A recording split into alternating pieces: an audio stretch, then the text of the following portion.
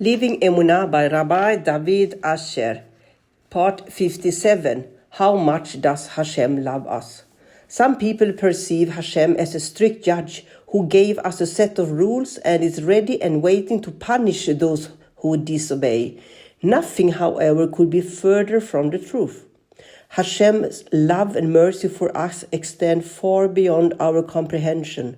Rav Moshe Feinstein is quoted as saying that Hashem's love for the worst sinner is 1,000,000 times greater than our love for the great tzaddik. The prophet Malachi begins his prophecy by conveying Hashem's message to the people in Malachi 1:2. I have loved you. The Malbim explains this to mean that Hashem loves us because of who we are and not merely because of our righteous ancestors. This message was conveyed during the period of the second Bet HaMikdash temple, when the people committed the most grievous sins. Even then Hashem expressed his great love for his people. The Gemara in Bereshot 7a cites the Pasuk, I shall be gracious to those to whom I choose to be gracious, in Shemot 33:19, and explains it to mean that Hashem is compassionate even to those who are not worthy of his compassion. The Torah in Nebit 22:26 describes the situation of a poor person who cries out to Hashem, and Hashem responds, I will listen because I am compassionate.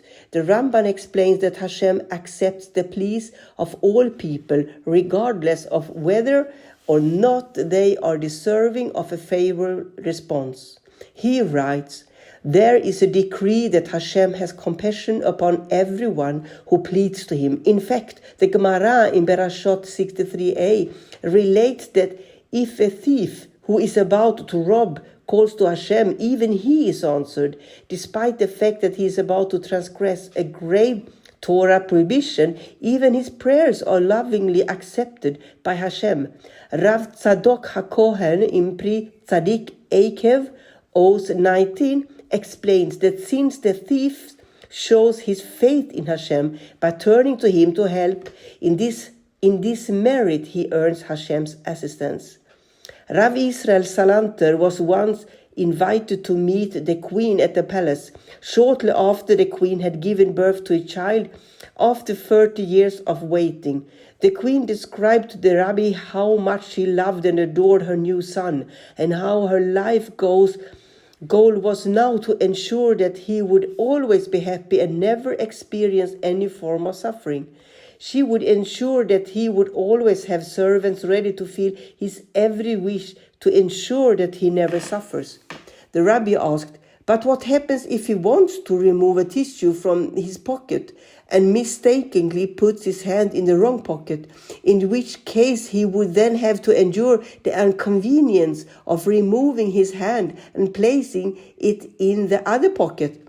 Who is going to ensure that he avoids this kind of suffering?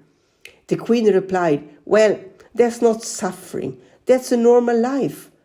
It wouldn't bother me if he has to endure that.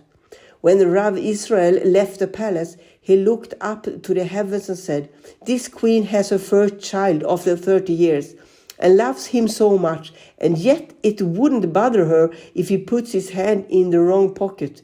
But you, Hashem, love your children so much that you consider this suffering.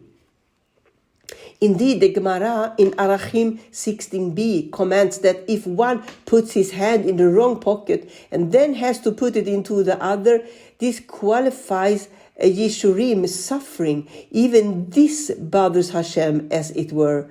Hashem loves us more than we can imagine. We must never feel discouraged from turning to him and asking him for help. And we must never think that he does not want to hear from us. He always wants to hear our voices and eagerly awaits our prayers.